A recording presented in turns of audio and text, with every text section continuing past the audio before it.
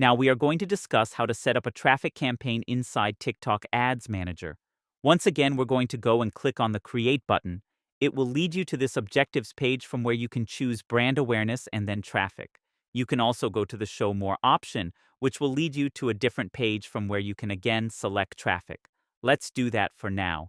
Show More, see more objectives, confirm, and now this will take you to the full options page inside your campaign. From here in the consideration, let's search traffic. This makes sure that this helps send more people to a destination on your website or your app. At the bottom, we'll go to Settings. From here, you can choose your campaign name. Let's go Traffic 1. Now you have a few options. For example, create a split test. This allows you to test two different versions of TikTok ads to determine which one performs best and which one do you want to keep running in the long run. You automatically optimizes your budget allocation, so you'll have some on your bid strategy and optimization control. You also have campaign budget optimization, which automatically optimizes your budget allocation. Lastly, you also have set campaign budget, where you can choose whether you want to go daily or lifetime and the amount of money you're going to use. Then hit continue. You again come to a page looking like this where you can first choose and decide your ad name. We'll just stick to Ad 1. Now you can have your optimization location. Where is it that you want your traffic to end up? Whether that's going to be a website or your app. Let's stick with website for now.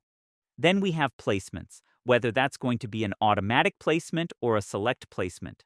Automatic placement automatically shows your ads across the supported placements, while select placement allows you to manually choose and select. Then you have the options of whether you want to allow comments, downloads, and sharing. And lastly, a pangled block list toggle to ensure brand safety and avoid undesired media placements. Then you have targeting, where either you can use a saved audience or you can create a demographic right now. Now, broad targeting is the best solution. However, if you want to specialize, you can select allocation. You can also select age. You can also select gender, spending power, and other factors for audiences that you want to include and exclude. Lastly, you also have interest and behaviors that might be relevant for your targeting campaign.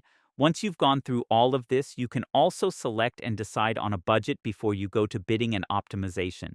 Now, optimization goals can either be based on click or landing page for you.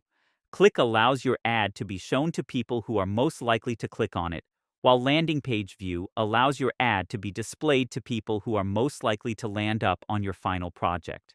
Lastly, in your target CPA, you can also enter a value and a budget before you go ahead and continue with this campaign.